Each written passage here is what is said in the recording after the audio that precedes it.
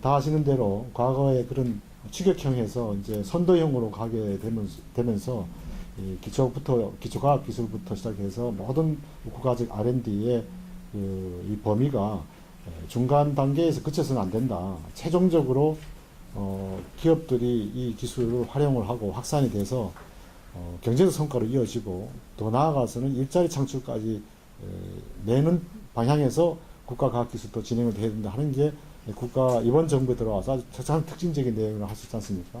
그렇게 하다 보니까 제가 생각하기에는 여러분들도 사실 좀 당황을 했을 거라는 생각이 듭니다. 그동안에는 큰 그림의 반쪽에 굉장히 주력을 하면 되고 또 거기서 뭐 전문성을 발휘를 하고 최고의 성과를 내면 그 나머지 일은 또 다른 정부 또 민간에서 다 받아서 할 것으로 이렇게 지금 봤기 때문에. 근데 이제 개발 전주기에 거쳐서 특히나 뒷부분에 가서 경제적 성과를 내는 쪽까지 결과를 낳게 하려면 기본적인 기획부터 달라져야 된다고 할 때 이제 저희 같이 산업연구하는 쪽에서도 관심을 갖지 않을 수가 없고 또 산업을 하는 사람 입장에서는 여러분들이 제시했던 국가과학기술 기본계획이라든지 또 중점과학기술이라든지 또 이번에 내놓으신 미래성장동력기술 실행계획 같은 이런 내용에 대해서 소위 말한 이 끝단 부분, 민간 부분 쪽 혹은 경제 성과를 내는 쪽 입장에서 이제 보는 입장이 있을 수 있겠죠. 그래서 이런 것들을 시너지를 낼 수 있겠다 해서 오늘 제가 기꺼이 말씀을 드리고 있다고 생각합니다. 그래서 그 중에는 제가 잘 모르고 또 말씀드릴 것도 있을 거니까 그럼 토론 시간에 말씀해 주시고 전체적인 내용 구성은 이렇게 한번 잡아봤습니다. 우선 미래성장 동력에 대해서 우리가 그래도 합의를 하고 그럼 개념이 그럼 같이 좀 이루어져야 된다 하는 부분에 대해서 개념이 뭔지 그리고 발전 전략의 기본 틀에 대해서 이런 기술개발 전주기에 걸쳐서 정말 전략을 추진하려면 어떤 프레임워크가 있어야 되는지에 대해서 잠깐 살펴보고요. 그 다음에 이제 우리 정부가 미래 성장 동력 구상은 사실 뭐 정부 출범 초기부터 계속 그림을 그려왔었습니다. 이런 히스토리가 있는 과정 속에서 이번 6월 달에 결국 마지막 실행 계획까지 나왔다 하는 부분을 한번 살펴보기로 하고요. 그 다음에 이제 그 지역의 성장 창출 전략과 시사점 부분을 이제 외국의 사례를 잠깐 보겠습니다. 그리고 이제 제가 제일 강조하고 싶은 내용이 이제 이 부분입니다. 발전적 평가 관점에서 실행 전략도 한번 평가를 해보자. 흔히들 과거의 전통적인 평가라는 것은 이제 계획을 만들었으니 이제 지켜봐야 되는 거다. 실행을 하고 나서 그냥 결과가 나오게 나면 그때부터 이제 계획 대비 실행을 어느 정도 됐고 결과가 목적한 대로 됐냐 이렇게 이제 후행해서 평가하는 것이 아주 오랜 전통이었습니다. 그러니까 미래 성장 동력에 관한 한은 지금 평가할 이유가 전혀 없던 거죠. 근데 이 발전적 평가라는 것은 2000년 중반에 지금 새롭게 등장을 했습니다. 그렇게 평가를 하다 보니까 과거에 아주 안정적인 거시 정책이나 이러한 정책들은 그렇게 평가를 해도 된다. 뭐 환율을 변경시켰으면 변경의 효과가 어떻게 나타나는지 지켜보다가 결과가 나오면 이제 보는 거지만 특히 이제 미래 성장 동력과 같이 아주 불확실성이 많고 리스크가 많은 경우는 우리가 목표를 세운 거와 결과까지 또 문제 같은 것들이 한번 처음에 보통 그런 경우 문제가 크고 그 다음에 문제가 점점 해결되면서 나중에 가서 문제가 다 해결됐기 때문에 전체를 볼 수 있는 틀이 있는 거거든요. 근데 이 발전적 평가 그렇게 해서는 도대체 이 미래 성장 동력이나 혁신이나 이런 같은 불확실성이 크고 리스크가 큰 과제의 경우는 그런 방식으로 접근해서는 안 된다. 애초에 계획을 세우고 시작할 때부터 평가를 들어가 가지고 이게 뭐가 잘못됐는지 어떻게 진행되고 있는지 그렇다면 잘못된 부분을 다시 바로 잡고 이렇게 해서 진행을 하자 하는 것이 기본 골격입니다. 이런 관점에서 이제 막 발표가 끝난 이런 미래성장 동력 실행 계획에 대해서 뭐 무슨 평가가 있겠습니까? 그런 관점에서 보다 더 실행력을 확보를 하고 좋은 성과를 얻기 위해서는 어떤 체제가 좀 미흡하고 어떤 부분을 수정해서 가야 되겠냐 하는 이런 맥락에서 평가를 좀 해봤습니다. 그리고 나서 오늘 주제인 효과적 실행을 위한 정책 방향이나 과제가 어떤 것이 있을까 이렇게 말씀을 드리도록 하겠습니다. 이 성장 동력에 대해서 참 이렇게 말이 많고 참 혼란스럽습니다. 이게 경제학 용어도 아니고요. 또 그리고 그렇다고 해서 또 기술적 용어도 아닙니다. 그래서 이게 우리나라에서는 특히나 참여정부 때부터 이제 차세대 성장 동력, 또 또 MB 정권 때는 신성장 동력, 또 이번 정부에는 미래성장 동력 이름을 붙였는데 저마다 다 다른 생각을 하고 있는 것 같아요. 그래서 끝단에 있는 분들은 이미 미래성장 동력 산업이라고 이름을 붙이기도 하고, 또 이제 기술 개발하는 쪽 이런 사람들은 미래성장 동력이니까 이거는 기술이다라고 이야기하기도 하고요. 또 제조업이 아닌 서비스에 있는 분들은 뭐 기술은 우리는 상관이 없고 비즈니스 모델이 성장 동력일 수 있다 이렇게 얘기하게 되니까 혼란스럽습니다. 근데 하여튼 지난번 저희 연구원에서 한번 연구를 하면서 한번 정의를 이렇게 한번 내려봤었습니다. 과거의 주요 선진국이나 뭐 우리나라 포함해서 대부분 이 성장 동력을 발굴할 때는 주로 핵심 원천 기술에 더 주목을 했지, 최근에 이제 우리가 직면하고 있는 도전 과제, 고령화라든지 지구 온난화라든지 소위 말해 소셜 챌린지하고 글로벌 챌린지에 대해서는 성장 동력과 연관을 짓지 않았습니다. 근데 이제 최근에 들어와서는 경제적 성장만 하면 뭐 하냐, 이런 문제가 있는 걸 하나 해결 못하는 성장은 별 의미가 없다, 이런 맥락에서 그런 도전 과제를 해결하면서도 지속 성장을 가능하게 하는 방법이 있을 수 있지 않겠나 하는 생각으로 좀 많이 변화가 됐다는 것이죠. 또 과거에는 또 이 성장 동력 산업이라는 것은 주로 미래 신산업에만 더 포커스를 맞췄습니다. 그러다 보니까 경제 성과 도출이 너무 오랜 시간이 걸리고 얻지를 못하게 되면서 조금의 반성이 지금 기존 주력에서도 또 새로운 성장 동력이 나올 수 있다라는 개념으로 조금 발전이 됐다, 이렇게 볼 수가 있겠습니다. 그러다 보니까 당연히 성장 동력에 관한 통합적 관점의 접근과 또 미래지향 로드맵 프레임워크가 필요하다, 당연히. 그래서 이 그림에 보시면 과거에는 제일 아랫단에 사이언스와 테크놀로지 쪽에서 핵심적인 원천만 확보하는 쪽으로 성장 동력을 확보하는 쪽에 더 주안점을 뒀었습니다. 근데 이제 그것이 아니고 전체적으로 디자인, 생산, 개발, 생산 관점도 필요하고 상업적, 전략적 관점, 시장이나 비즈니스 관점에서도 좀 더 필요하고, 또 이것도 시점도 이제 과거, 단기, 중기, 장기, 비전 이런 식으로 좀 이렇게 총합적으로 이제 봐야 된다 하는 것이고, 특히나 우리나라 같이 추격형일 때는 이 앞부분에조차도, 기술조차도 사실 선진국으로부터 그냥 가져오면 되는 후발자 이점을 가져오기 때문에 사이언스도 사실 필요가 없었습니다. 더군다나 기초연구도 사실 거의 필요가 없는 상황에서 원천 기술을 가져와서 상용화하는 쪽에 더 하다 보니까 나머지는 거의 별 신경을 쓸 필요가 없는, 그리고 그런 물건들이 만들어지면 기업 조직이라든지 또 생산 장비라든지 또 생산 시설이라든지 이런 부분에 대해서도 별도의 R&D나 고민을 하는 것이 아니라 해외에 가서 보고 와서 도입을 해오는 방식으로 이렇게 했기 때문에 저런 것이 중요하지 않았는데, 이런 창조형, 선도형으로 가게 되면 이런 프레임워크가 필요하다 하는 것부터 우선 좀 틀을 갖춰야 될 것 같고요. 그 다음에 소위 말한 R&D 부분 쪽은 사실 그동안은 블랙박스화 되어 있었습니다. 그래서 R&D는 많이 투입하면 좋은 결과가 나온다. 그 과정은 알 수도 없고 또 알 필요도 없고 시간이 경과가 되면 좋은 결과가 나온다라고 되어 있지만, 이제 그런 부분은 이제 새로 적합치가 않다는 것이죠. 기술개발 전 주기에 걸쳐서 차별적인 지원 정책이나 제도 개선을 마련하자면 각 단계별로 이정표적인 성과를 도출해내고 그것이 다음 단계로 이행을 신속하게 할 수 있도록 정책이나 제도가 만들어져야 된다 하는 부분으로 많은 프레임워크들이 만들어지고 있고요.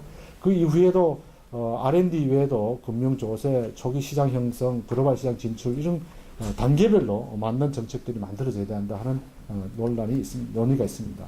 뭐 잘 아시는 그림이죠.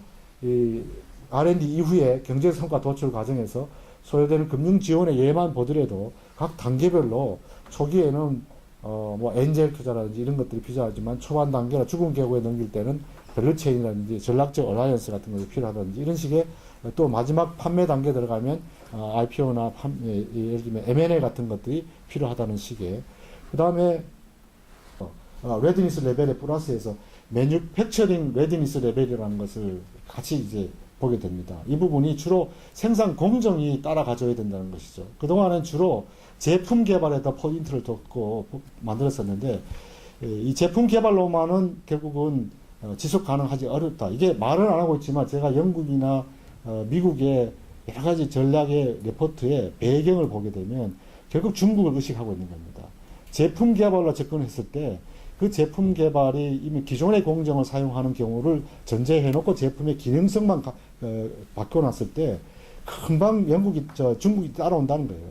그러니까 이 부분을 떨치기 위해서는 제조 공정에서 혁신이 이루어져야 된다는데 굉장히 포커스를 둡니다. 그러다 보니까 R&D 지원 대상에서 테크놀로지 레벨뿐만 아니라 매니팩처링 레디니스 레벨에서 주로 파일럿 단계인데 이런 부분에서차도 상당히 좀 해야 된다. 그리고 이거는 아이러니하게도 유럽이나 미국이, 영국이 이 아시아를 보고 배운 거예요.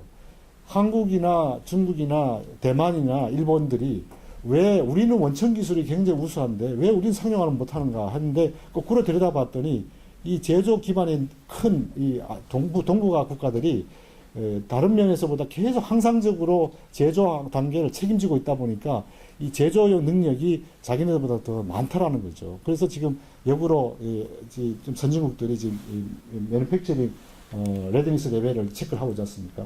근데 저는 이런 생각이 듭니다. 그렇다고 해서 우리가 그러면 이거는 포기하고 저쪽에 우리를 배우고 있으니까 우리는 그럼 안 해도 되는 하는 게 아니죠.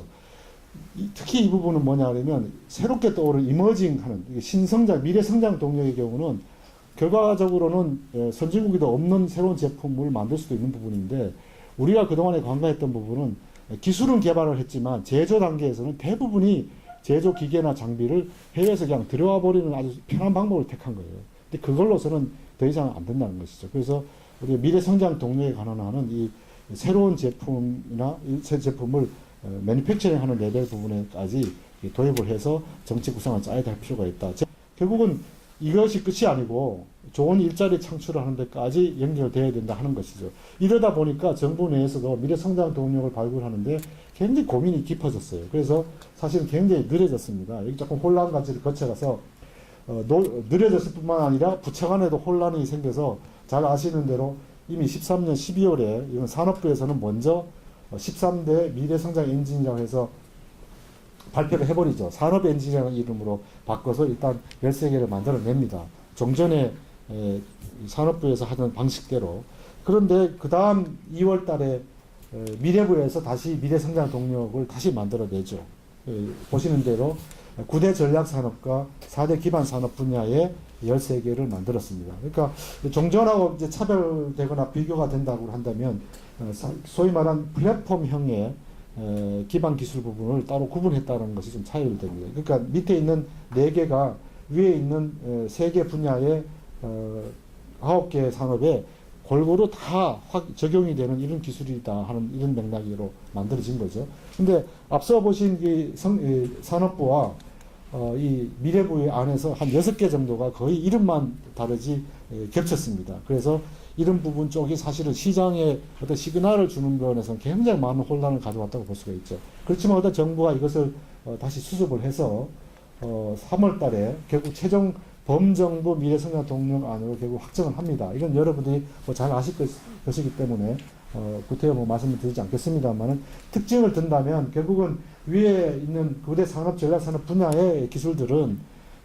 개별 산업으로서의 독자적인 생태계를 유지를 하고 기술 수준도 어느 정도 상당 수준에 이르러서 양산 단계에 이르거나 조금만 더 노력을 하면 성과를 낼 수 있는 기술에 더 포커스가 맞춰져 있고요.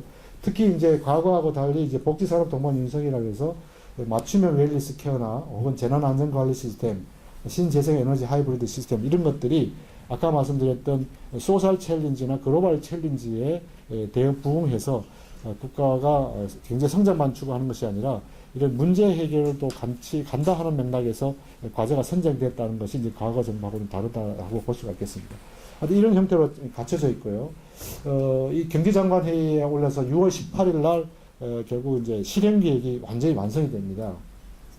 그래서 이 실행계획에서는 전략산업과 기반산업 분야를 동시에 육성을 해서 분야 간 융합을 촉진하고 산업 전반의 파급 효과를 제고한다 하는 것이 이제 기본 방향이고 특징으로 잡아냈고요. 그 다음에 이제 개발 전주기에 걸쳐서 패키지형 지원 전략을 추진한다 하는 것들이 이제 이건 사실은 뭐 지난 정부하고 크게 다르지는 않습니다만은 좀 이따 말씀드리겠습니다. 이것이 이제 실행력이 조금 부족한 측면은 이제 드러나고 있습니다.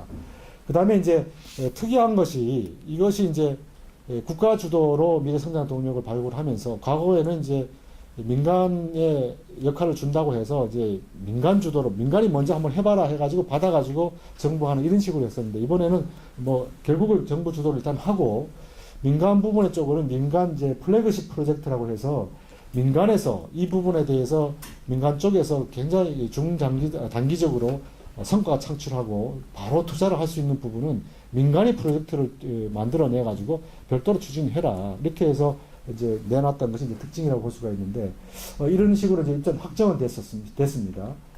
그래서 이 비전과 추진 전략에서 보시면 뭐 이제 이렇게 마련이 되고 목표도 4대 목표로 정하고 추진 전략도 이제 4개 정도로 정해서 발표가 됐습니다. 그리고 이제 분야별로도 자세한 세부 계획들이 뭐 한 200페이지에 달하는 보고서가 만들어져 있는데 아마 여기에 키스텝이 굉장히 많은 역할을 했다고 이렇게 봐집니다. 미래 신산업, 공공복지산업, 기반산업 분야까지.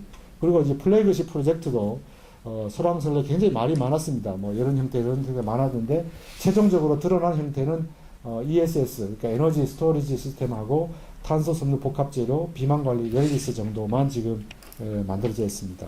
요쯤에서만 우선 보더라도 저는 이것이 약간 실망스럽습니다. 처음에 중간에 3월 달에 발표할 때 너무 한계를 지었어요. 3, 4개 정도의 플래그십 프로젝트를 요청한다라고 했고 그러다 보니까 민간에서 봐서 겨우 끌어낸 게 이제 3개인데 왜 이렇게 적게 나오고 이제 내용을 듣다 보시면 아시겠지만 이 보면 ESS는 6,250억 정도죠. 근데 이게 투자하는 기업들이 보면 주로 한전 쪽이 많습니다. 그 다음에 SK 정도가 민간이고요. 그리고 탄소 복합 소류는 이제 주로 민간 190억에 국토부 9.4억, 대구시에서 지방자치단체까지 들어오긴 했는데 규모가 굉장히 작죠. 비만 관리는 저거는 뭐 개별 프로젝트 수준입니다. 이걸 보면서 저는 이제 시장 관점에서 이런 느낌이 들어요. 미래성장 동력이 소위 말하는 민간 기업들한테 어필이 되거나 후속적인 투자를 할 수 있도록 유인이 되지는 못했구나 하는 생각이 많이 드는 겁니다. 물론 이 계획에 따르면 민간 민간 합동 창조 경제 추진단이라고 경제 10개 단체가 하고 정부하고 만들어진 합의체인데요. 이 추진단에서 계속해서 추진 과제를 발굴하고 이행 단계를 점검하고 또 계속해서 또 프로젝트 추진한다고 되어 있지만 실행력이 얼마나 있을까 좀 의문스럽죠. 이런 부분이 결국은 애써 만든 계획이긴 하지만 시장과의 조응이나 시장의 시그널을 강력하게 줘서 야 이게 정말 굉장히 유망하구나 해서 이 기회에 다른 거는 몰라도 관련된 제도들은 빨리 해소되겠구나 하는 기대를 갖고 기업들이 다양하게 프로젝트를 추진해야 되거든요. 근데 이게 잘 안 이루어졌다는 부분 쪽에 뭔가 미스매치가 있는구나 하는 우선 판단이 좀 듭니다. 그리고 이제 여기에 기대 효과 부분인데요. 이제 이 계획이 만들어지고 나서 3, 4, 5년 차에 들어가게 되면 국민들은 전부 이것만 기대를 합니다. 너무 이제 일반론적인 성장 기대 효과를 제시해 놨어요. 경제 성장, 일자리 창출, 사회비용 절감 효율화. 요거에 아까 공공복지 부분 쪽에 해당이 되겠죠. 그 다음에 삶의 질 제고 이런 건데 결국 평가에 들어가게 되면 기존의 성장 동력이 이 결과를 가져오는데 얼마나 기여했냐 이렇게 되는데 사실은 과학기술 부분의 R&D부터 해서 여기까지 가기가 지난한 일이고 굉장히 시간이 오래 걸리는 일이거든요. 이런 부분을 이제 어떻게 이제 미트해 줄 것이냐 하는 것들이 이제 실행 계획에서 많이 고민해야 될 이런 내용이라고 하겠습니다.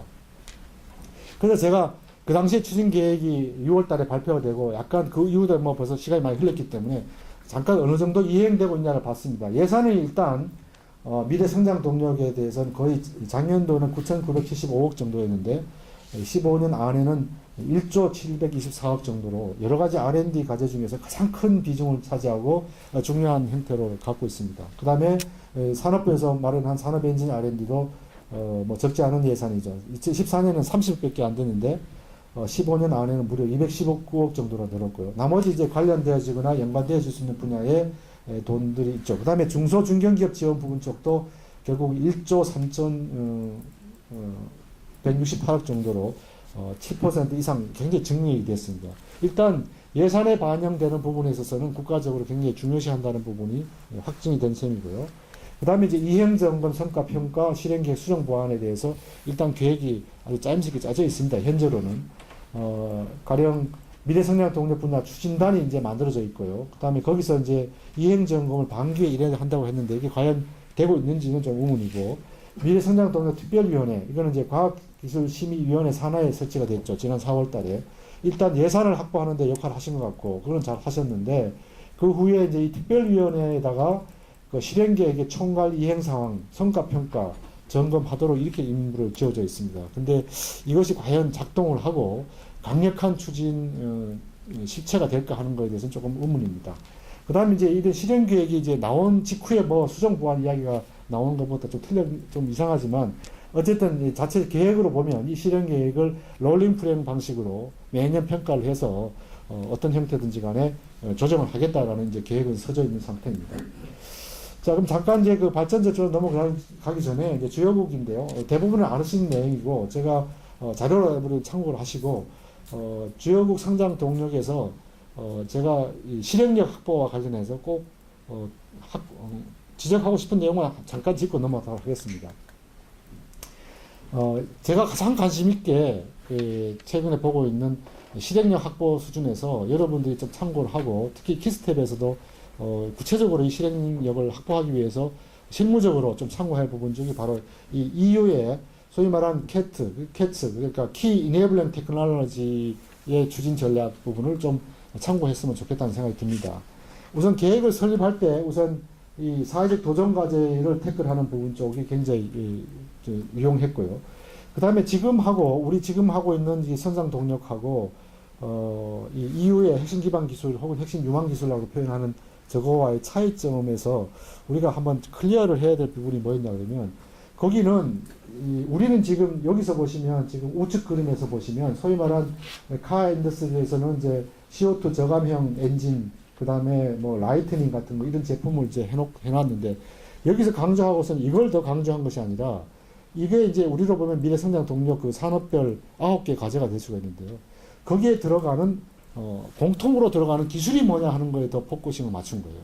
그래서 이 사람들이 끌어낸 것이 캐트라는 6개 정도의 기술이 공통적으로 다 들어가더라 하고 해서 뽑아내고 이것을 EU 전체가 모든 정책에서 모든 기술 정책, 산업 정책, 또 중소기업 정책, 지역 발전 정책, 지역 뭐 개발 정책 이런 데서도 다 이 기술을 중심으로 해서 계획이 짜지도록 이렇게 지금 유도를 하고 있거든요. 그리고 이 캐트 기술과 관련해서 사전 준비가 2009년서부터 시작이 됐습니다. 그래서 11년에 일전 우리로 치면 지금과 같은 실행계획과 같은 것들을 내놨고요. 그 다음에 11년에는 임플리멘테이션 리포트를 만들었어요. 그러니까 하위 그룹의 이 고위 관리들이 이 부분에 대해 이행 실적을 점검을 하고 또 올해 와서 4년에 와서는 그 기술이 EU 차원의 격상을 시켜서 EU 차원의 전반적인 경제 지속 성장의 이 캐트 기술이 핵심이다라는 것을 모든 각 정책 부분에서 다 수용해서 연계시키도록 이렇게 이제 끌어가는 거를 보았거든요. 그래서 그리고 또 한쪽에서는 이 모니터링하는 웹사이트를 만들어 가지고 자국의 EU의 지금 이 진행 사항만 체크하는 것이 아니라 우리나라를 포함을 해가지고 전 세계의 열 몇 개국, 미국을 포함, 중국 포함해서요, 아시아 국가, 경쟁국을 다 포함을 해가지고, 이 6개 기술에 지금 무역 수지가 어떻게 돼가고 있고, 또 기술 개발이 어느 정도 진행되고 있는 이런 것들 다 체크를 하고 있어요. 컨트리 리포트를 만들고, 또 그걸 베이스로 해가지고 자기네 계획을 수정 보완하고, 또 좀 이따 말씀드리겠습니다. 여기에서 만족하지 않고, 이 멀티 캐트라고 해서, 이 캐트를 하나하나 하다 보니까, 이거 역시도 이제 단절적으로 가더라 이거죠. 그래서 이 캐트를 우리로 말하면 융합적으로 추진하는 프로젝트를 만들 때 4개 정도를 지금 개발을 해놨습니다. 그래서 프랑스, 그 다음에 뭐 네덜란드 이렇게 몇 개 나라에 시범적으로 이 캐트를 추진을 해가지고 이 캐트를 가지고 진행하면서 나타나는 문제를 가지고 계속 이제 그 회원국들에도 나눠주는 것이죠. 이게 어떤 문제가 생기고 어떤 정책을 추진했더니 효과가 있고 어떻게 진행했더니 문제가 되더라. 이런 걸 보고 미국에서 오바마 정부도 사실은 요즘 말하는 소위 말하는 내셔널 네트워크 오브 매니팩처링 이노베이션이라고 해서 그 프로그램 하에서 15개의 소위 말하는 제조혁신 연구소라는 네트워크를 만드는 그 프레임워크가 결국은 EU에서 시작한 이 프레임워크에서 따온 것 같은 생각이 좀 듭니다. 근데 여전히 우리는 IT 기술의 2007년 9년에 평가가 이미 그런데요. 이번의 경우도 9개 중에 한 5개 정도가 ICT 관련 기술이더라고요. 그만큼 편중되어 있다 하는 부분 쪽을 한번 재검토해 봐야 되지 않겠나 하는 생각이 좀 듭니다. 일본과 중국의 경우는 뭐 시사점은 우리만 하고 있는 것이 아니라 이런 신성장 동력 분야, 미래성장 동력에 관해서는 이 일본과 중국도 마찬가지로 접근하고 있다. 그리고 특히 이제 우리하고 차이점은 중국 같은 경우는 국가 주도적으로 가고 있기 때문에 우리가 지금 아무리 국가가 주도를 하고 있지만 R&D 전체로 보면 전체 R&D의 국가 R&D는 한 30% 수준이거든요. 근데 중국의 경우는 사실은 뭐 거의 국가가 100% 정도로 다 운영할 수 있는 여력이 있다는 부분 쪽에서 굉장히 위협적이다 하는 점만 시사점으로 하고요. 그래서 이제 아까 말씀드렸던 그 발전적 평가 관점이라는 것이 바로 이런 겁니다. 과거의 전통적인 것은 문제가 있고 솔루션을 해결하기 위해서 정책을 추진하고 정책이 단계별로 진행이 되면서 결국 다 끝나고 나면 계획을 세우고 실행을 하고 그리고 나서 이밸류에이션이 이루어지는 이런 순차적 단계인데 오른쪽 그림에 상단에서 보시는 것처럼 이 프로블럼이나 솔루션이 금방 해결한 것 같았는데 다시 문제가 생기고 또 생겼는데 뭐 우연찮게 해결이 되고 다른 여건 변화로 문제가 해결되거나 또 문제가 다 해결됐다고 생각하는데 중국에서 한번 문제가 탁 틀어지면 다시 원점으로 돌아가는. 그러니까 우리가 지금 경험할 수 있는 예를 들면 태양광 같은 문제가 그런 것들이죠. 정부 주도하에서 하다가 정부 지원이 끊기면서 갑자기 시장이 줄어들게 되고 또 중국이 갑자기 진입해오면서 굉장한 속도를 내게 되면서 우리 시장이 죽어버리는 이런 문제 같은 것들이 바로 이런 경우에는 결국 다 진행이 된 다음에 결과를 가지고 평가하기에는 너무 늦다는 것이죠. 그래서 아까 말씀드린 것처럼 플랜이 진행과 동시에 또 실행과 동시에 평가가 들어가야 되는 이런 프레임워크를 가지고 한번 평가를 하는 맥락에서 여기 참고문헌은 제가 이렇게 드려놨습니다. 아주 그냥 세밀하게 바로 쓸 수 있는 정도의 매뉴얼 책으로 되어 있는 자료가 있어서 소개를 드리니까 활용하시면 좋을 것 같고요. 전통적 평가와 바저적 평가의 특징은 뭐 참고해서 살펴보시면 될 것 같습니다. 그래서 이제 이런 관점에서 실행 평가를 했을 때 이제 제가 많이 강조드렸던 것처럼 박근혜 정부의 가장 특징은 그거 아니겠습니까? 그러니까 과거 추격형에서 선도형으로의 경제발전 패러다임이 전환되기 때문에 미래성장 동력의 발굴, 육성, 뭐 실행도 좀 다른 패턴으로 가야 될까 하는데 물론 여러 가지로 노력을 통해서 많이 이루어졌습니다. 근데 우선 결정적인 좀 미흡한 점이라고 한 것은 제가 오기 전에 그 국가 중점 기술 120개 중에서 그 기술 이렇게 그 수준 비교한 평가한 거 이걸 봤을 때 여전히 우리 대부분이가 아직도 선진국이 미국이나 EU가 앞서 있는 게 많고요. 우리가 우주도적인 게 별로 없죠. 아주 한두 개 정도만 있고 나머지가 계속해서 80% 뭐 많이 가야 90%, 93%까지 돼 있고요. 또 복지나 지금 안전관리 이런 부분에는 거의 80, 70으로 굉장히 수준이 낮는 걸로 되어 있습니다. 이런 경우에는 거의 독자적 기술을 개발한다기보다는 그냥 선진국 기술을 가져오기에 급급하지 수가 있지 않겠나 하는 생각이 드는 건데 이런 부분은 어떻게 좀 탈피를 할까 하는 부분이 이제 도전 과제가 되지 않나 이런 생각이 듭니다. 그 다음에 이제 아까 말씀드렸던 미래성장 후보에서 ICT 분야로 여전히 편중이 되어 있다는 부분하고요. 그러다 보니까 이제 우리가 도전 과제를 이렇게 뽑을 때 개별 피킹 더 위너 하는 리스크는 피하기 위해서 일종의 우리가 피킹 더 챌린지를 한 셈이에요. 그런데 사회 안전이라든지 뭐 복지 증진이라든지 이런 부분을 했는데 여기에 이제 너나 할 것 없이 다 새로운 목표를 내다 보니까 여기에 후보가 될 만한 과제들은 그냥 죄다 올리는 식의 형태가 되어 있는 형태죠.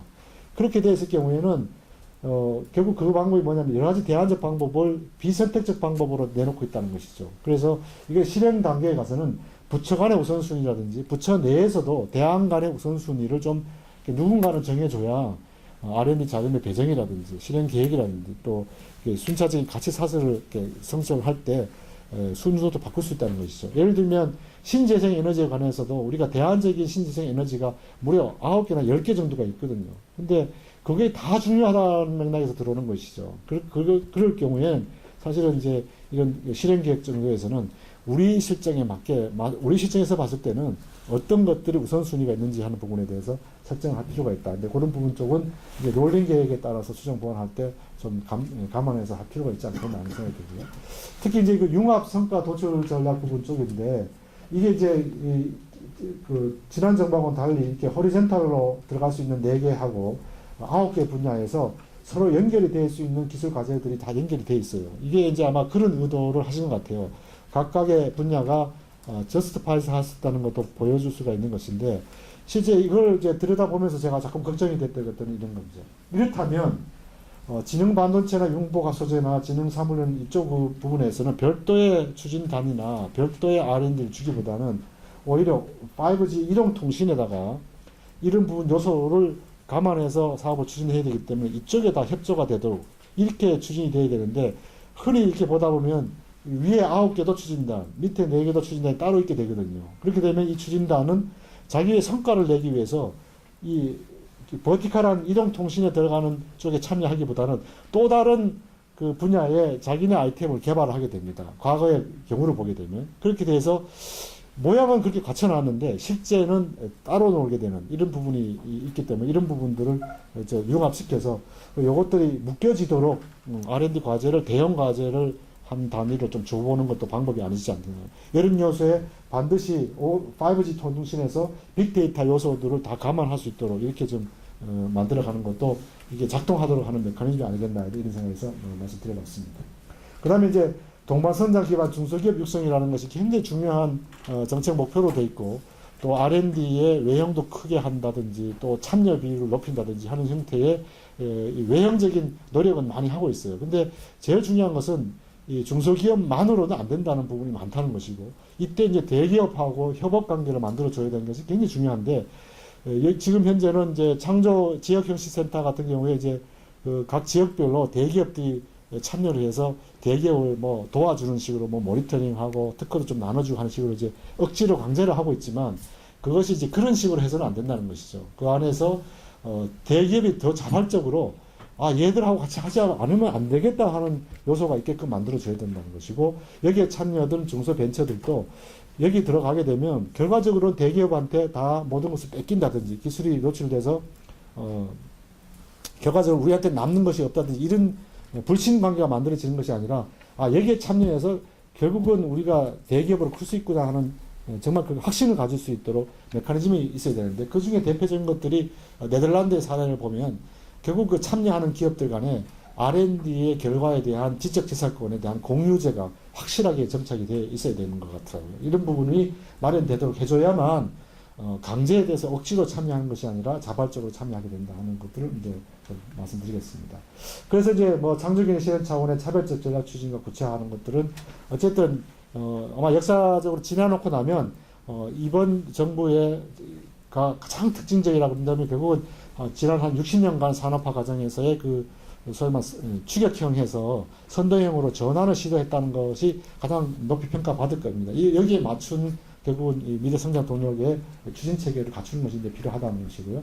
이 왜 그러냐면 추격형에서는 이 왼쪽에서 보시게 되면 과거에 보면 선진국에서는 이머징 하거나 뭐 지금 성장기나 뭐 심지어는 그 진입기나 혹은 세태기에 가 있는 것조차도 한국의 입장에서 보면은 뭐 성장기나 혹은 이머징 컨트리, 이머징 단계가 해당하기 때문에 가져오는 쪽이거든요. 그러니까 이 회색 라인 위쪽에 있는 것들만 주로 우리가 대상으로 삼았던 겁니다. 근데 진정한 의미에서 이 추격형으로 간다고 한다는 것은 우리 쪽에서도 이머징 되는 것이 있어야 되고, 보통 이 3번에 해당하는 오른쪽 그림의 1번 라인과 3번 라인에 대해 포함이 되는, 그래서 우리도 글로벌이지만 세계에서 오히려 우리는 이미 글로벌 단계에 들어갔지만 세계 다른 나라가 이걸 이머징 기술로 받아들일 수 있는 정도가 되게끔 이런 형태로 가야 되는데, 이런 것들의 틀이 정착이 돼야 되는데, 아까 말씀드렸던 것은 우리 국내 중점 기술조차도 전부 다 아직은 선도 기술보다는 추격형 기술이 대부분 형태로 갖추고 있다. 이런 부분을 뭐 하루아침에 이게 되지는 않겠죠. 이렇다 보면 보통 이제 사이언스나 기초기술 부분 쪽이 더 강화가 돼야 되는데, 이런 부분에 좀 전략으로 보완할 필요가 있다 하는 말씀 드리고요. 그 다음에 이제 지금부터가 이제 실행력을 고민하시는 이유는 결국은 앞으로 2, 3년 내에 가시적 성과를 얼마나 어떻게 도출할 것이냐 하는 것인데, 제가 좀 구체적인 안을 좀 드려봅니다. 그래서 지금과 같이 그냥 계획이 서져 있으니까 한 4, 5년 지나면 성과 나타나겠지, 이런 식의 나이반 접근해서는 절대 성과가 나오지 않습니다. 그래서 이원화를 해서 주력산업 고도화 부분 쪽이 있으니까 아까 그 대형 부분, 아까 주력산업 부분의 그 3개 파트 있지 않습니까? 이런 부분들은 정말 이미 기업들이 상당 수준의 이제 상용화 단계에 가 있는 단계이기 때문에 이런 부분 쪽 하고, 또 미래 원천 기술 부분 쪽, 그러니까 미래 신산업 창출용으로 두 개를 구분을 해보는 것도 굉장히 중요한 방법이다. 그리고 실제 과거 정부에서도 집행 과정에서 조기 성과 창출한 측면에서 이 계획이 만들어지고 나서도 바로 또 별도의 시책을 마련한 적이 있습니다. 실제로 차세대 성장 동력 당시에도 연료전지 등 기초 장기 연구 필요한 과제를 또 축소해서 만든 적이 있고요. 신성장 동력의 경우도 스마트 프로젝트하고 또 정권 후반기에 10대 생태계 발전형 프로젝트를 새로 또 꾸려가지고 한 번 더 내놓은 적도 있습니다. 이런 부분이고, 그 연동 계획을 만드실 때는 이 지난 정부에 시도하다가 실패가 됐던데, 결국은 이제 중간 평가를 통해 가지고 시일이 벌써 지나가게 되면 혹은 예후 상황이 변하게 되면 이미 그 유효성을 잃어버린 아이템들이 있어요. 이런 부분에 대해서는 과감하게 좀 집어내봐요. 중단을 시켜야 되는 것이 있어야 되는데 결국은 중단을 못하고 더 추가적으로 또 신성장 동력을 발굴하는 이런 형태로 매듭이 젖었던 경험이 있습니다. 그래서 이번의 경우에는 뭐 과감한 지원 중단 같은 것들도 한번 고려해 보시는 것도 그 실행력을 높여가는데 한 방법이 될 수 있지 않겠나 하는 생각이 들고요. 그 다음에 이제 과거의 신성장 동력을 살펴보니까 세부 전략 품목의 그 발전 단계가 매출액이라든지 투자액을 기준으로 해서 살펴봤을 때 지금 그림에서 보시는 것처럼 상당 수준 산업화 단계 초기에 가는 것도 있고 여전히 R&D 단계에 머무르는 이런 단계가 있더라는 것이죠. 이런 부분을 이번 신성장 동력에 대해서도 한 1년이나 2년 차 정도에서는 이런 것들 체크해 보셔서 이제 그 시행하는 것이 좋은데 양질의 일자리 창출은 절대적으로 R&D만으로는 절대로 얻을 수 없는 성과입니다. 기업들이 대거 양산 투자를 들어와야 되는 겁니다. 이런 부분을 유도하기 위해서는 지금 시작하는 R&D를 가지고는 어림도 없다 하는 맥락이죠. 이런 맥락에서 제가 말씀드리고 싶은 것은 이런 겁니다. 과거에 참여정부나 MB정부나 박근혜 정부 때 신성장 동력으로 쭉 해온 것들을 연결을 해보면 연결선을 갖고 있는 것들이 있죠. 이것들은 벌써 한 3대 정부에서 지속성을 갖고 해왔다는 걸 볼 수가 있는 것이거든요. 근데 이제 어떤 경우는 보면 중간에 그냥 한 정부 때 이제 하고 말아버린 것들이 있어요. 이런 부분하고 연속성을 갖는 거하고 봤을 때 저는 연속성을 갖는 성장 동력이 가시 성과를 내는 데는 더 유리하다 하는 생각을 갖는 것입니다. 이런 것들을 연결해 보는 것도 좋은 방법이다.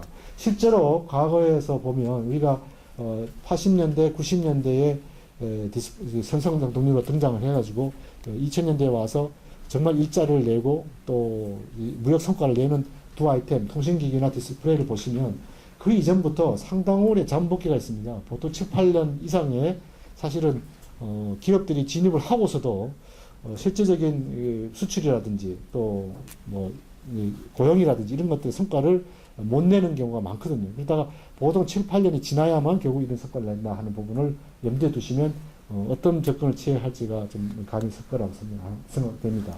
그리고 미국에조차도 지금 우리가 잘 알고 있는 아이팟이나 아이패드도 2001년에 퍼스트 제너레이션의 아이패드가 등장했을 때 그 이전에 보통 80년대, 90년대 미국 연방정부가 재정하게 국방부나 에너지 자원국을 통해 가지고 추진했던 여러 가지 연구 성과들이 그게 집약이 됐고요. 그 집약에 대해 성과가 됐던 것들이 다시 2007년에 와서 다시 그걸 이어받아서 또 추가적인 연방정부의 여러 가지 새로운 기술들을 추가해서 이렇게 만들어졌다는 겁니다. 그래서 그 하단에 보시면 마츠카토라는 여자분이긴 한데요. 미국의 소위 말하는 산업정책을 분석을 한 거예요. 그래서 미국이 뭐 정부가 전혀 역할을 안 했다라는 이런 오해를 불식시키면서 구체적인 사례로 이 아이패드를 들어서 이렇게 보신 거지만 결국은 우리가 기초기술이나 앞으로 원천기술 쪽에 더 강조를 한다고 하면 이런 부분의 역할이 이런 형태로 진행이 되도록 구도를 짜가야 되지 않겠느냐 하는 말씀에서 드리는 겁니다. 그 다음에 대중소 연계형 R&D의 좀 전략적 추진을 통해서 해당 분야별로 혁신적 산업 생태계를 구축이 되어야 되겠다. 아까 하단에 보시면 결국 이걸 위해서는 R&D뿐만이 아니고 R&D 이후에 인증, 표준화, DB 구축, 정보 지원도 있어야 되고요. 또 초기 시장을 만들기 위해서 정부 구매라든지 또 정부 구매도 소위 말해서 상용화 이전 단계의 정부 구매란 프리 커머셜리제이션 프로큐먼트 같은 이런 그 수요 전략 같은 것들을 많이 써줘야 되는 것이거든요. 이런 부분에 그걸 종합적으로 좀 추진하려고 그러면 결국은 개별 지금 부처별로 남고 사업 추진단별로 진행을 해갖고는 전혀 소용이 없고 이런 패키지 지원 부분인데 아까 말씀하신 이후에 멀티캐트 파일럿 프로젝트하고 또 미국의 NMMI 프로그램 이런 것들을 좀 참고를 해서 구상을 해보면 좋지 않겠나 하는 그런 말씀을 드립니다. 그 다음에 이제 그 이 과학기술 쪽에서 자료를 만드시다 보니까 아무래도 이제 이 뒷단 쪽의 내용은 조금 미흡한 것 같아요. 저희 산업연구원 입장에서 봤을 때 결국 성장 동력 분야에 기업의 투자가 이루어져야 되는 부분인데 아까 그 플래그십도 제가 그런 맥락에서 평가를 했지 않습니까? 결국 이 제도나 이 계획이 민간 기업에서 굉장히 익사이팅이 돼야 돼요. 그리고 금융기관에서 이 자료를 굉장히 바이해서 이 분야에 예를 들면 대출 신청이 들어오거나 투자 신청이 들어오게 되면 가점을 줘서라도 줘야 되겠구나 하는 신뢰를 줄 수가 있어야 이게 작동을 합니다. 근데 과연 그럴까 하는 부분이죠. 이런 부분에 대해서 지금 이제 기업 부분에 대한 투자 여건 개선 부분 쪽은 여러분들이 담당할 부분은 아니지만 그 추진단들이 여기에 진입돼 있는 이미 돼 있는 기업들을 굉장히 심층 조사를 시키는 거죠. 시켜서 기업들이 투자할 상황들이 어떤 조건이 있는지를 좀 더 알아보고 가지고 이 계획에 추가하는 것들이 실행력을 확보하는 데 굉장히 중요한 역할을 하지 않겠나 이렇게 생각합니다. 그 다음에 이제 이 성장동 발굴 이후에 육성 과정에서 체계적 관리인데 그동안에 여러 가지 시행착오가 있었습니다. 과거 정부에서. 첫 번째는 참여정부 때는 여러 가지 시행착오가 있지만 이제 너무 고집을 한 거예요. 이미 10개를 선정해 놓은 거에 대해서 집착을 해버리거나 바꿀 수 없다라는 이런 태도, 이런 부분 때문에 와이브로 같은 전선택 실패가 분명한 부분에도 어쩔 수 없는 상태로 그냥 계속 가는 이런 형태가 있었고, MB정부 때는 사실은 이 추진단조차도 없었습니다. 그래서 기존에 그냥 R&D로 진행하는 내용을 이 성장 동력이라는 레벨만 붙여서 페이퍼워크로 진행되도록 이렇게 했었거든요. 그래서 이게 추진력이 없었는데 다행히 이번에는 이제 추진단을 만들긴 했는데 이행과 또 이행 평가, 성과 평가를 통해 가지고 재조정을 하고 더 이제 문제 생기는 걸 해결해 주는 형태의 좀 강력한 추진 체계가 있어야 되는데 지금 현재로 보면 조금 약합니다. 미래 성장 분야별 추진단과 협의체라고 하는 건데 이거는 오히려 지금 제안을 해내는 정도의 예산을 마련하는 안을 만드는 정도의 추진단이지 실제로 이 정부 예산이 투입되고 나서 이 투입된 예산이 얼만큼 효율적으로 혹은 아까 그 만들어진 체제를 좀 바꾸는 식 이런 것들을 시도해보고 책임있게 결정할 수 있는 체제가 아니지 않습니까? 현재 이런 부분에 대해서는 누군가는 해야 되는데 이게 지금 마련되어 있지 않다는 거. 그래서 다행히 정부 기관 내에는 국가과학기술심의회 산하에 설치된 미래성장동력위원회 특별위원회라는 게 있는데 거기에 이제 실행계획 이행과 성과평가 점검 추진을 맡겨놓긴 했는데 과연 그게 이제 어느 정도 될지는 모르겠습니다. 그래서 이런 부분에 대해서는 한번 미래부나 혹은 그 상위의 기관들하고 한번 협의를 해서 아무래도 정부 기관에 대한 통제나 이행하기 위해서는 국무조정실이나 혹은 청와대 수석실 정도 같은 데서 굉장히 관심을 갖고 이것을 추진해야만 좀 가동이 된다는 부분을 말씀을 드리고, 그다음에 민간합동창제개념턴에 플래그십 프로젝트 추진 사항을 맡겨놓고 모든 걸 다 맡겨놨어요. 그러니까 과제도 발굴해라. 그 다음에 이행도 너희들 정동해라. 이렇게 돼 있는데 과연 그래가지고 될까 하는 부분입니다. 그래서 이 부분도 결국 민간이 추진되지만 정부가 통제하기 위해서 관여되는 것이 아니라 실제로 지행을 하면서 정부가 지원해야 될 부분에 대해서 뭐가 문제가 되고 뭐가 제도적으로 필요한 건지에 대해서 연결고리를 만드는 이런 부분 쪽도 결국 마련이 돼야만 계획으로 그치지 않고 실행력을 갖추지 않겠나. 예전보다 시간이 조금 지났습니다만 나머지 토론 시간에 또 내용 말씀을 하기로 하고요. 우선 발표는 제가 여기서 마치도록 하겠습니다.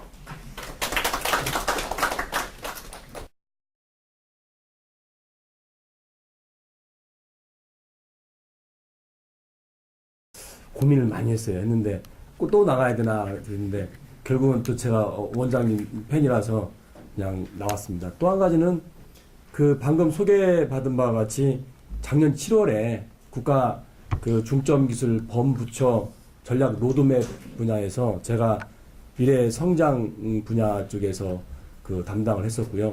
그때 아마 그 장석인 박사님께서도 같이 그 활동을 하셨습니다. 그때 좀 아쉬웠던 것은 이후에 캐츠처럼 우리가 좀 우리나라에 적합한 선택과 집중을 좀 시도했었어야 되는데 이게 그 연구자들 위주로 그 로드맵 작성을 하다 보니까 이 기술이 진짜 과학기술이 돼버린 것 같아요. 그래서 그게 좀 안타깝고, 두 번째로는 그게 그 실행할 수 있는 하나의 수단이 있어야 되는데 그냥 그 계획만 세우는 그런 게 돼가지고 좀 안타까운 마음을 그만할 수가 없습니다. 그래서 오늘 제가 이제 그 장석인 박사님께서는 그 성장 동력에 대한 일반적인 정책이라든지 이런 걸 말씀을 해 주셨고요.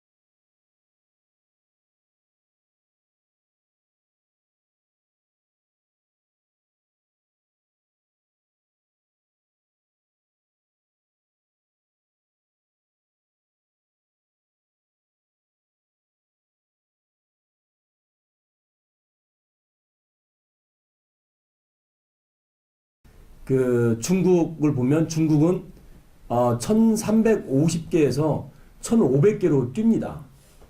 이게요. 1등 제품이. 근데 우리 1등 제품 64개 중에서 또 이 경쟁하는 걸 보면 전부 다 이렇게 첨예하게 경쟁을 하고 있어요. 이게 우리 주력 이 산업 쪽에서는 이미 레드오션화 돼 있다고 보는 거죠. 근데 여기에서 과연 우리가 성장 동력을 미래의 성장 동력을 이렇게 이전 투구하는 이런 싸움터에서 과연 얼마나 뺏어올 수 있느냐 하는 건 굉장히 어려운 문제예요. 제가 보면 이게 이제 그 스마트폰 그 2009년도부터 그 갤럭시가 출시되면서 삼성이 그 굉장히 큰 그 이득을 가져오잖아요. 근데 결국 이것도 그 삼성이 만들어낸 게 아니지 않습니까? 결국은 스티브 잡스가 그 2007년도에 아이폰 출시하면서 스마트폰이 나온 거예요. 근데 이것도 사실은 스티브 잡스가 만들어낸 게 아니죠. 결국은 그 네그로 폰테라는 사람이 84년도에 테드 원년 때 예측을 합니다. 5가지 기술.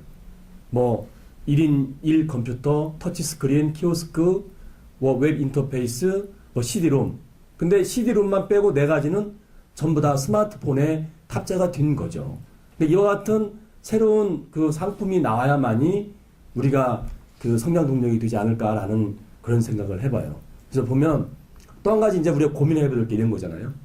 그 행복지수 OECD 국가 중에 이게 2012년도에 32위였어요. 근데 작년도 13년도에는 41위로 또 떨어졌더라고요.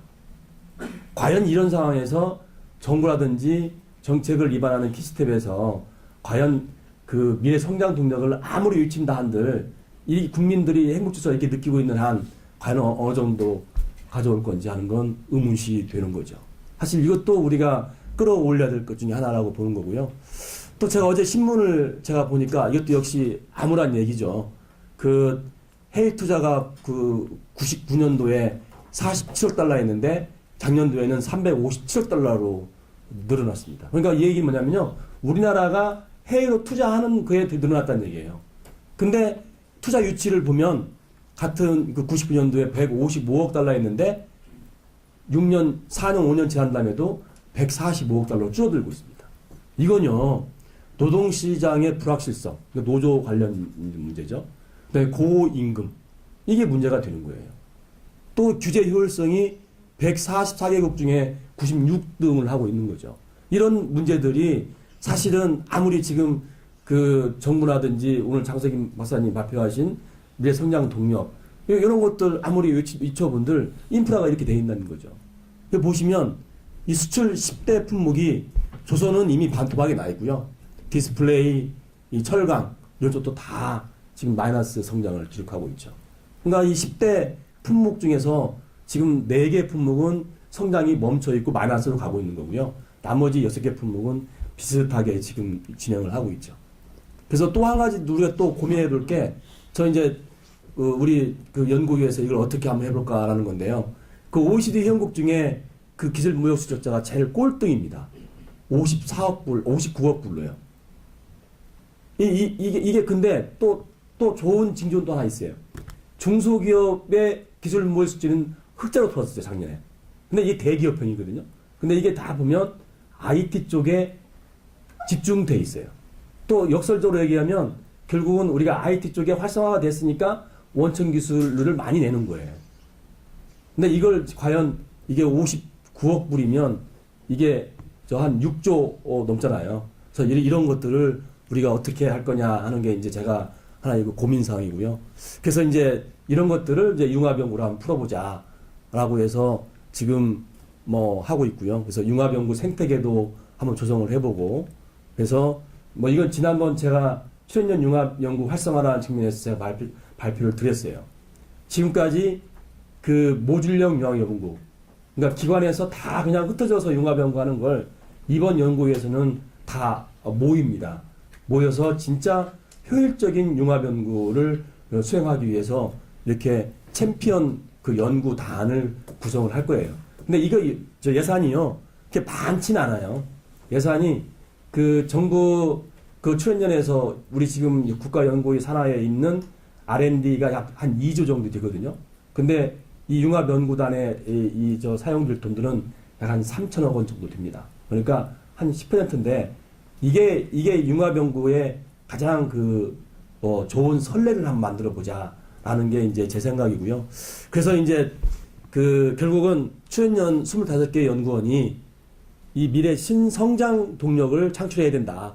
이건 이제 지상 과제가 아닌가 싶어서 그 융합 R&D로 이제 성장 동력을 창출하자 해가지고 제가 지금 만들어 봤고요. 그래서 결국 골은 융합 R&D 문화 확산이고 국가 경쟁력 강화입니다. 그 다음에 그와 더불어서 국민 행복 지수도 상승해야 되는 게 아니냐라는 측면에서 지금 출연연들을 사회적 아젠다라든지 그런 기술들을 개발할 수 있도록 이렇게 좀 독려하고 있어요. 그래서 제가 오늘 장석인 박사님께서 해준 걸 하나의 수단으로 그 성장 동력이 되려면 융합연구가 돼야 된다라는 말씀으로 발제를 하겠습니다. 네, 이상입니다.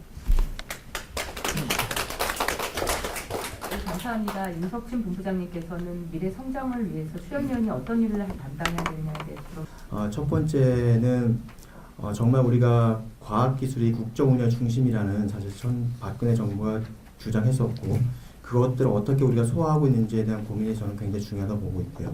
두 번째는 이제 운영 측면에서 정말 얼만큼 창조적 파괴가 되고 있느냐에 대한 두 가지 화두를 갖고 조금 말씀을 좀 올리려고 합니다. 첫 번째는 우리가 이제 과학기술 국정운영 중심을 우리는 그러면 키스텝이나 수많은 과학기술 정책을 입안한 사람들이 어떻게 생각하느냐. 근데 일단은 저는 생각을 이렇게 하는 부분들이 굉장히 의미가 있지 않나 생각이 듭니다. 첫 번째는 돈 없이 해볼 수 있는 게 뭐가 있을까? 그것이 우리가 지금 한참 하고 있는 규제에 관련된 부분이겠죠. R&D 돈이 들어가지 않으면서도 실제 R&D 효과를 창출할 수 있고, 그 다음에 지금의 모두에 나왔던 그 경제적 이슈 그리고 사회적 이슈를 푸는 방법에 대한 고민이 집중되는 게 굉장히 필요하다고 저는 생각하고 있고요. 그러나 이제 또다시 돈이 있을 때 흔히 보통 보면 지금 18조가 이제 배정이 되고 있을 텐데 18조에 대한 부분을 어떻게 쓸까를 고민하기 전에 사실은 고민을 정말 많이 해야 되는 부분은 18조라는 예산과 그 다음에 현재 우리 정부 재정 지출인 360조 원에 달하는 그 돈과의 그 관계를 저는 굉장히 규명을 잘하는 작업이 좀 필요하다. 그리고 그 얘기는 뭐냐면 과학기술이라고 하는 부분들이 어떻게 돈이 그 사회에서 녹여들므로 인해서 실질적으로 우리가 얘기하는 복지적인 이슈, 그리고 만행부에 얘기하는 재난재 이슈, 그다음에 교육부에서 얘기하는 교육 이슈에 대한 것들이 굉장히 많이 연결되어 있습니다. 우리가 이론을 어떻게 사용하느냐에 따라서 그쪽에 예를 들면 코스트가 될 수 있는, 예를 들면 보건복지부에서 하고 있는 고령화에 관련된 복지 예산, 제가 볼 때는 그 대부분이 다 이제 코스트죠. 그러니까 그 해에 돈을 쓰면 그걸로 또 끝나고 다음 또 써야 됩니다. 그러나 우리 R&D는 투자 대비 리턴하는 ROI, 그 CapEx, 인베스트먼트 개념을 갖고 있습니다. 그러니까 그렇기 때문에 투자라는 돈을 쓰는 것과 그 다음에 코스트라고 하는 부분의 개념을 갖고 우리가 접근해 갈 때 그러면 과학기술이 왜 그러면 국정운영의 중심으로 올 수 있는지에 대한 고민의 일단 시발점이 좀 될 수 있다고 봅니다. 그것으로 인해서 세출에 대한 효율성을 높이고 그리고 세입을 또다시 증대시킬 수 있는 그런 메커니즘에 대한 고민이 됐을 때 지금 얘기 나왔던 경제적인 문제와 그다음 사회적인 이슈들을 풀어가는 굉장히 중요한 축이 될 수 있습니다. 그래서 예를 들면 이런 거죠. 고령화와 창조경제 두 단어의 관계가 무엇이냐 했을 때 고령화는 그냥 복지니까 보건복지, 그 다음에 창조경제는 뭐 미래부 이런 관점이 아니라 과학기술이 왜 국정의 중심이 되는 그 부분에 굉장히 많은 연결고리를 갖고 있기 때문에 우리 지금 굉장히 많이 고민하고 계신다고 알고 있고 그 고민의 축을 좀 이런 색깔로 접근해 간다면 굉장히 유의미한 결과가 나올 수 있겠다. 더불어 특히 정책이라고 하는 부분들이 많이 보시면 알겠지만 너무 문제 해결형 정책이 저는 많다고 보거든요. 그 얘기는 무엇이냐면 좀 더 정책이 선제적으로 포석을 두고 움직여야 되는데 우리는 항상 보면 지금 이슈가 터졌으니까 또 거기에 대한 대책을 마련하는데 그 대책은 굉장히 많은 수업료를 지불하고도 그 성과는 굉장히 그 희석화될 가능성이 굉장히 큽니다. 그래서 조금 더 선제적인 정책과 그 다음에 추후에 이 정책 품질 경영이라고 하는 이런 민간 쪽에서 하는 부분들을 좀 더 고민해 본다면 의미가 크지 않을까 생각이 좀 드는 게 있고요. 두 번째는 이제 창조적 파괴에 대한 부분인데 주로 운영 쪽이죠. 사실 잘 아시겠지만 우리 늘 R&D 예산 써서 정말 우리가 내세울 수 있는 건 무엇이냐 했을 때 확실하게 내세울 수 있는 것은 SI 논문입니다. 나머지는 내세울 수 있는 게 있겠지만 굉장히 양적인 부분이 많고 정말 상용화 사업화하는 관점에서 보면 굉장히 우리가 손이 좀 부끄러울 수 있는 반성이 있을 수 있습니다. 그렇기 때문에 예를 들면 평가라고 하는 부분에서의 변화들도 굉장히 이제 변화가 주어져야 되겠죠. 그럼 우리가 돈을 쓰는 목적은 우리가 에세이 논문을 위해서 우리가 돈을 쓰는 게 아니라 실제로 무엇인가 상용화하고 특허도 우리가 얘기하는 장롱 특허가 아니라 실제로 그것이 기술료나 사업화될 수 있는 그런 쪽으로 유도하고 움직이게끔 출연연 그리고 대학 물론 기업은 당연하고요. 그렇게 움직이는 어떤 철학을 갖고 가는 것들이 운영적인 측면 하나의 예시가 될 수 있고요. 또 다른 부분들은 인력이란 부분도 우리가 그러면 지금 18조를 쓰는데 정말 여기에 18조에 쓰는 사람들의 그 인력들은 어떤 사람들이 쓰는 것이냐, 정말 외국인들이 그만큼 쓰고 있는 것이냐, 정말 이것을 잘할 수 있는 전문가가 쓰고 있느냐 했을 때는 우리가 거기에 대한 변화도 필요할 수 있다고 봅니다. 대표적으로 대한민국에는 우리가 얘기하는 지금 18조는 한국 정부 예산이긴 하지만 기업적인 예산까지 하면 충분히 50조가 넘어가겠죠.